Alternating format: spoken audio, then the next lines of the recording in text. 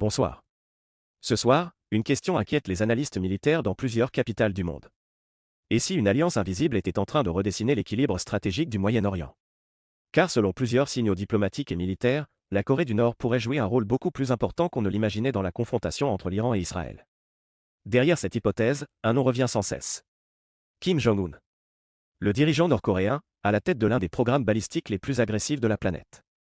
Et selon certains analystes, ce que Pyongyang pourrait transmettre à Téhéran ne serait pas seulement une aide politique. Mais peut-être quelque chose de beaucoup plus dangereux. Une technologie capable de changer l'équilibre militaire régional. Si cela se confirme, l'Iran pourrait disposer de nouvelles capacités de frappe. Et Israël pourrait se retrouver face à une menace beaucoup plus complexe. Une menace qui ne viendrait plus seulement du Moyen-Orient, mais aussi d'Asie.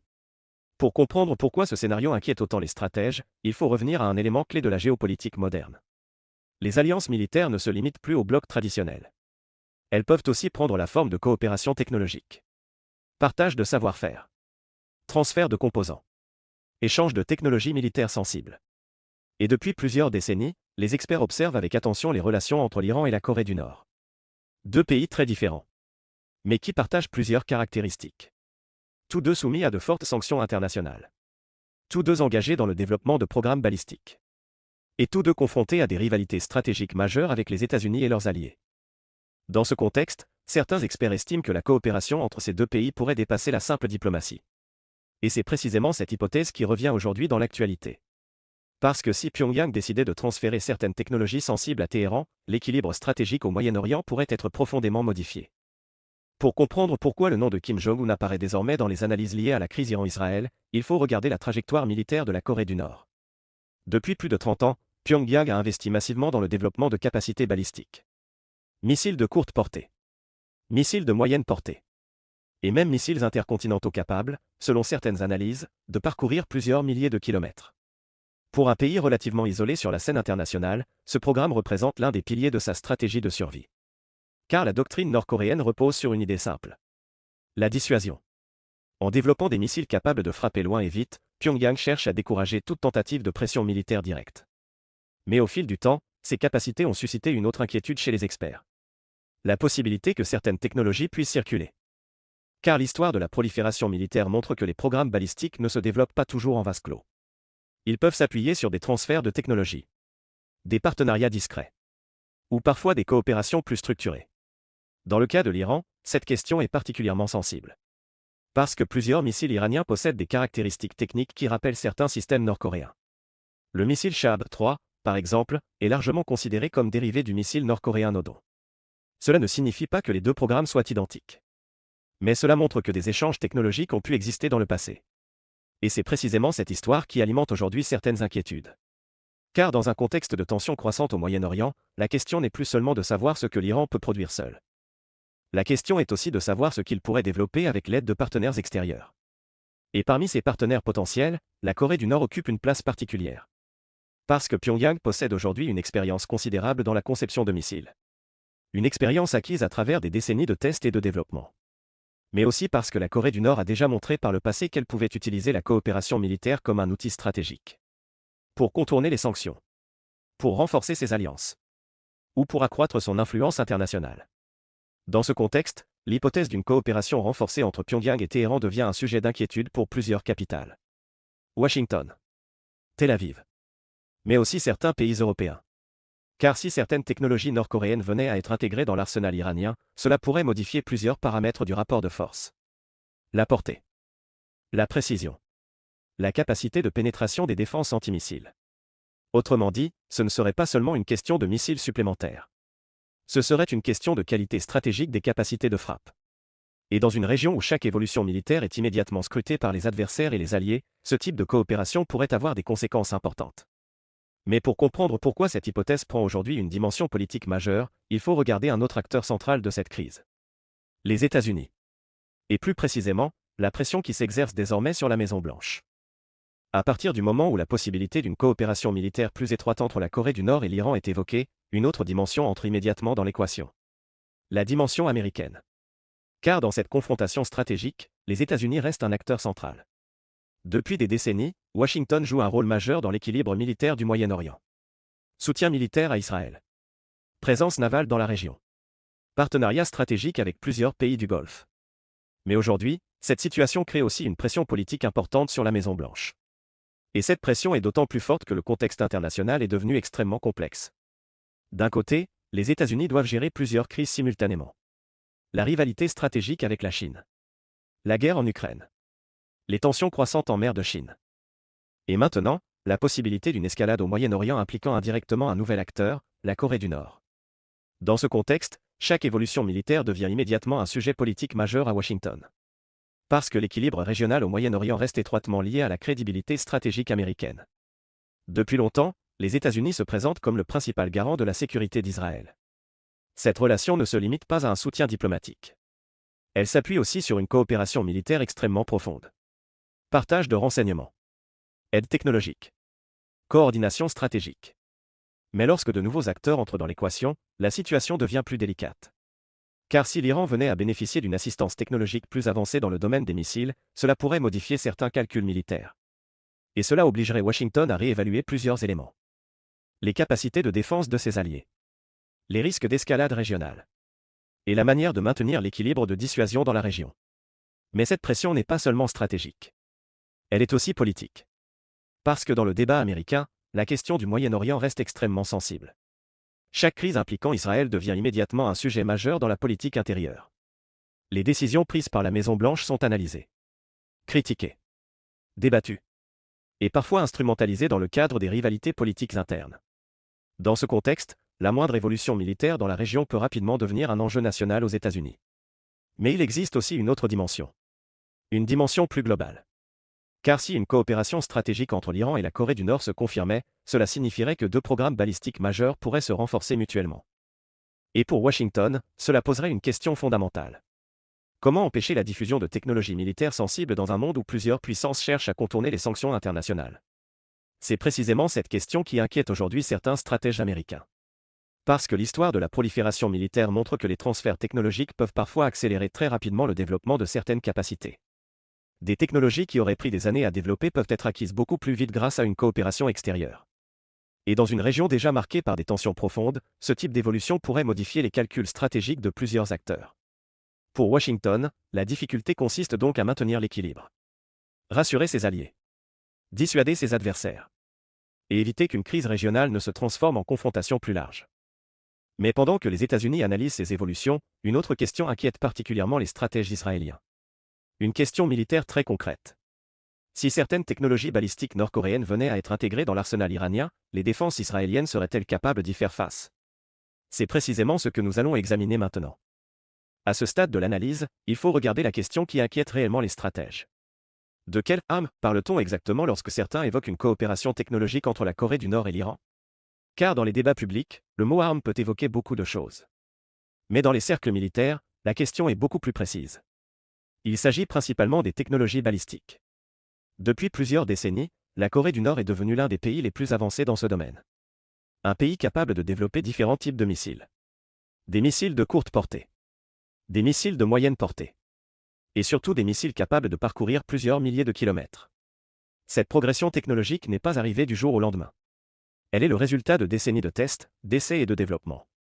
Mais ce qui inquiète les experts aujourd'hui, ce n'est pas seulement la portée des missiles. C'est leur évolution. Car les programmes balistiques modernes ne se limitent plus à la distance. Ils concernent aussi plusieurs autres paramètres essentiels. La précision. La vitesse. La capacité à échapper au système de défense antimissile. Et dans certains cas, la capacité à manœuvrer en phase finale pour compliquer l'interception. Ces technologies deviennent extrêmement importantes dans un monde où plusieurs pays ont développé des systèmes de défense antimissiles avancés. Israël, par exemple, possède aujourd'hui l'un des systèmes de défense multicouches les plus sophistiqués au monde. Un système conçu pour intercepter différents types de menaces. Mais dans la stratégie militaire moderne, chaque système de défense provoque une réaction. Lorsque des défenses sont développées, les technologies offensives évoluent pour tenter de les contourner. C'est une sorte de course permanente entre attaque et défense. Et dans cette course technologique, certaines innovations peuvent faire basculer l'équilibre. Par exemple, les missiles capables de manœuvrer à très grande vitesse en phase finale. Ou les missiles capables de modifier légèrement leur trajectoire. Ces capacités rendent l'interception beaucoup plus difficile. Parce que les systèmes de défense doivent anticiper la trajectoire d'un projectile. Si cette trajectoire devient imprévisible, l'interception devient plus complexe. C'est précisément ce type de technologie que certains analystes évoquent lorsqu'ils parlent d'une possible coopération entre la Corée du Nord et l'Iran. La Corée du Nord possède aujourd'hui une expérience considérable dans ce domaine. Une expérience acquise grâce à des dizaines de tests balistiques réalisés au fil des années. Et dans certains cas, ces tests ont permis de démontrer des capacités très avancées. Des capacités qui intéressent forcément les analystes militaires dans d'autres régions du monde. Pour l'Iran, l'enjeu serait clair. Renforcer la crédibilité de sa dissuasion. Dans la doctrine militaire iranienne, les missiles jouent un rôle central. Parce que contrairement à certaines grandes puissances, l'Iran ne dispose pas d'une force aérienne capable de rivaliser directement avec les armées occidentales. Les missiles deviennent donc un outil stratégique majeur. Un outil destiné à compenser d'autres faiblesses militaires. Et à maintenir un équilibre de dissuasion face à des adversaires technologiquement très avancés. Mais dans ce type de confrontation, chaque évolution technologique est immédiatement analysée par les adversaires. Parce qu'elle peut modifier certains calculs stratégiques. Si certaines capacités deviennent plus précises, plus rapides, ou plus difficiles à intercepter, cela peut influencer la manière dont les armées planifient leurs opérations. Et c'est précisément pour cette raison que les hypothèses de coopération technologique entre Pyongyang et Téhéran sont observées avec autant d'attention. Parce que dans les crises internationales, les équilibres militaires peuvent parfois évoluer très rapidement. Parfois même à la suite d'une seule innovation technologique. Mais au-delà de la technologie elle-même, il existe un autre facteur qui peut jouer un rôle déterminant dans cette crise. La perception. La manière dont les acteurs interprètent les capacités de leurs adversaires. Et c'est précisément cette dimension psychologique qui peut parfois pousser les crises vers un nouveau niveau de tension. C'est ce que nous allons maintenant examiner. Parce que dans cette confrontation, la bataille ne se joue pas seulement sur le terrain militaire. Elle se joue aussi dans la manière dont les événements sont interprétés par les gouvernements, les alliés et les adversaires. À ce stade de l'analyse, il faut élargir le regard. Parce que ce qui se joue dans cette crise ne concerne pas seulement l'Iran et Israël. Ni même uniquement le Moyen-Orient. En réalité, ce type de situation révèle souvent quelque chose de plus large. Une recomposition progressive des rapports de force internationaux. Depuis plusieurs années maintenant, les analystes observent l'émergence de nouvelles convergences entre certains pays qui partagent une caractéristique commune. Ils sont tous confrontés, à des degrés différents, à des sanctions occidentales. La Russie. L'Iran. La Corée du Nord. Dans certains cas, la Chine. Ces pays ne forment pas une alliance militaire formelle comparable à l'OTAN. Mais ils développent parfois des formes de coopération qui peuvent avoir des conséquences stratégiques importantes. Coopération économique. Coopération diplomatique. Et dans certains cas, coopération technologique. Dans ce contexte, la question d'un rapprochement technologique entre la Corée du Nord et l'Iran n'est pas seulement un sujet militaire. C'est aussi un sujet géopolitique. Parce qu'il pourrait illustrer une tendance plus large. Une tendance où certains États cherchent à contourner les pressions internationales en développant des partenariats alternatifs. Dans un monde marqué par des rivalités croissantes entre grandes puissances, ces coopérations peuvent parfois modifier l'équilibre global. Mais ce phénomène ne concerne pas uniquement les programmes balistiques. Il touche aussi d'autres domaines. Les drones. La cybersécurité. Les technologies militaires avancées. Et parfois même les chaînes d'approvisionnement technologiques. Dans ce contexte, certaines crises régionales deviennent en réalité des points de rencontre entre plusieurs rivalités stratégiques. Le Moyen-Orient est l'un de ces points. Parce que la région reste au centre de nombreux intérêts. Les intérêts énergétiques. Les intérêts militaires. Les intérêts diplomatiques. Et lorsqu'une crise éclate dans cette région, elle attire immédiatement l'attention de plusieurs puissances internationales. Les États-Unis. La Russie. La Chine. Les pays européens. Tous observent attentivement les évolutions. Parce qu'une escalade au Moyen-Orient pourrait avoir des conséquences bien au-delà de la région. Elle pourrait influencer les marchés énergétiques. Les équilibres diplomatiques. Et parfois même les stratégies militaires globales. Dans ce contexte, la possibilité d'une coopération stratégique entre l'Iran et la Corée du Nord prend une dimension particulière. Elle ne concerne pas seulement deux pays. Elle s'inscrit dans un paysage international beaucoup plus large. Un paysage marqué par la multiplication des rivalités entre blocs. Mais aussi par la recherche de nouvelles alliances. Et dans ce paysage, chaque évolution technologique ou militaire peut être interprétée comme un signal. Un signal envoyé aux adversaires.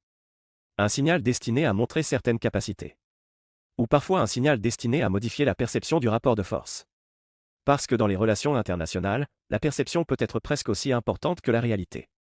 Si un pays parvient à convaincre ses adversaires qu'il possède certaines capacités, même si celles-ci ne sont pas entièrement démontrées, cela peut déjà influencer les calculs stratégiques. C'est précisément pour cette raison que les crises internationales sont souvent accompagnées d'une intense bataille de communication. Chaque camp cherche à imposer sa version des faits. Chaque camp cherche à influencer la perception internationale. Et c'est dans cette bataille que se joue souvent une partie de l'équilibre stratégique. Mais au-delà de ces rivalités géopolitiques, une question reste centrale.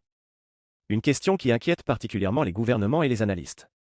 Si certaines technologies militaires venaient à circuler plus largement entre ces pays, quelles pourraient être les conséquences pour l'équilibre militaire au Moyen-Orient? C'est précisément ce que nous allons examiner dans la dernière partie de cette analyse. Parce que dans les crises internationales, ce ne sont pas seulement les événements présents qui comptent. Ce sont aussi les scénarios possibles pour la suite. À ce stade de l'analyse, une question devient centrale. Que peut-il réellement se passer maintenant? Parce que dans les crises internationales, les événements militaires ne sont presque jamais isolés. Ils s'inscrivent dans une dynamique. Une dynamique faite d'actions, de réactions et de signaux envoyés par chaque camp. Dans la confrontation actuelle entre l'Iran et Israël, plusieurs scénarios restent possibles. Le premier scénario est celui d'une démonstration de dissuasion. Dans ce cas, les annonces ou les coopérations technologiques évoquées serviraient avant tout à envoyer un message stratégique. Un message destiné à rappeler certaines capacités. Un message destiné à montrer que chaque camp possède des moyens de riposte. Dans ce type de situation, les acteurs cherchent souvent à maintenir un équilibre fragile. Ils montrent leur force. Mais ils évitent de franchir certaines lignes rouges. Parce qu'une escalade incontrôlée pourrait entraîner des conséquences extrêmement coûteuses pour l'ensemble de la région. Le deuxième scénario est celui d'une montée progressive des tensions. Dans ce cas, chaque événement pourrait entraîner une réponse calibrée. Une frappe entraîne une riposte. La riposte entraîne une nouvelle démonstration de force. Et progressivement, la pression militaire augmente. Ce type de dynamique est bien connu dans les relations internationales. Les crises commencent souvent par une série d'événements limités. Mais lorsque chaque camp cherche à préserver sa crédibilité stratégique, il devient parfois difficile de reculer. Car dans les rapports de force internationaux, la crédibilité joue un rôle central. Si un gouvernement donne l'impression de céder face à une pression extérieure, cela peut être perçu comme un signal de faiblesse. Et ce signal peut influencer les calculs de nombreux acteurs. Les adversaires. Les alliés. Et parfois même l'opinion publique nationale. C'est précisément pour cette raison que les crises peuvent parfois s'intensifier progressivement. Mais il existe aussi un troisième scénario. Un scénario plus préoccupant. Celui d'une escalade régionale. Dans ce scénario, la confrontation ne resterait plus limitée à des signaux stratégiques ou à des frappes isolées. Elle pourrait impliquer plusieurs acteurs régionaux. Parce que le Moyen-Orient est une région où les alliances et les rivalités sont extrêmement complexes. Plusieurs pays possèdent des intérêts directs dans l'équilibre de la région. Et dans certains cas, une crise bilatérale peut rapidement devenir une crise beaucoup plus large. Mais il faut aussi rappeler un élément important. Dans les crises internationales, les gouvernements sont souvent conscients des risques d'escalade. Ils cherchent donc à calibrer leurs actions. À envoyer des signaux. À montrer leurs capacités. Tout en essayant d'éviter une confrontation directe à grande échelle. C'est ce que les analystes appellent parfois la gestion de l'escalade. Chaque camp teste les limites de l'autre. Mais chacun tente aussi de maintenir un certain contrôle sur la dynamique du conflit. Dans ce contexte, les déclarations, les démonstrations militaires et les annonces technologiques deviennent des instruments de communication stratégique. Ils servent à influencer la perception du rapport de force. Ils servent à rappeler certaines capacités. Mais ils servent aussi parfois à dissuader l'adversaire d'aller plus loin.